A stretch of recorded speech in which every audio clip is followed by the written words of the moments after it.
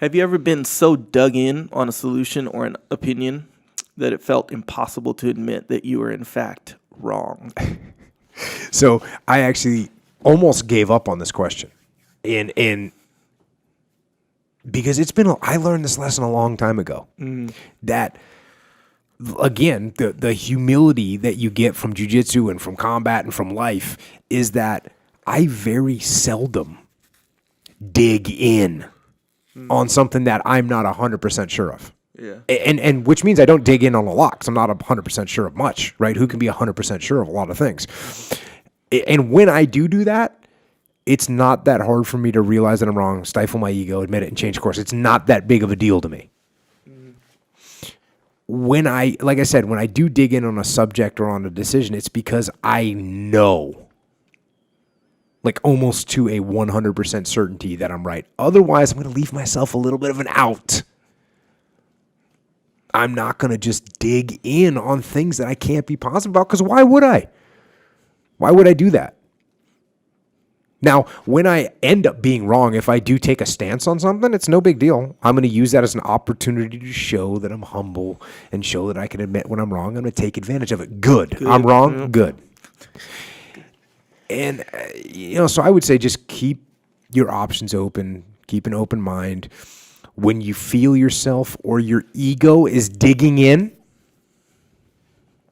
just check yourself and admit that you're wrong and move on.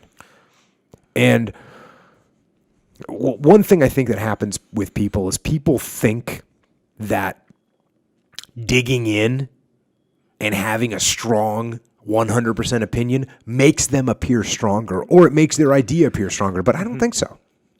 I'm not saying to be wishy-washy on stuff. I'm just saying to have an open mind, because I think that's the ultimate strength.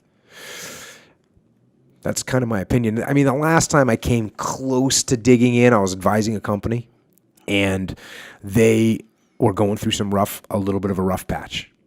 And they started multiple initiatives to try and turn some things around. And one of the initiatives, of all the initiatives, there was a couple that the CEO wanted done immediately. And two of those initiatives, when I looked at them, I thought that they were redundant. Mm-hmm.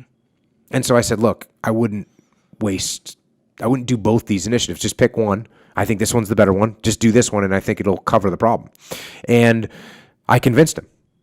And it was pretty easy to convince him because they had limited resources at the time and limited assets. So it wasn't like they had a bunch of stuff to spread around. But he was pretty set on it, but I convinced him otherwise, and he agreed. And within a matter of days, it started to look like I was wrong. And it started to look like both systems were going to be needed to solve that specific issue. So I didn't wait. I didn't say, oh, I hope that things go. I said, look, hey, I think I was wrong about this. I think you were right. Let's get the other initiative going, and let's get this problem covered. And that's it. And I'm telling you, he didn't lose respect for me because I said, hey, I'm wrong.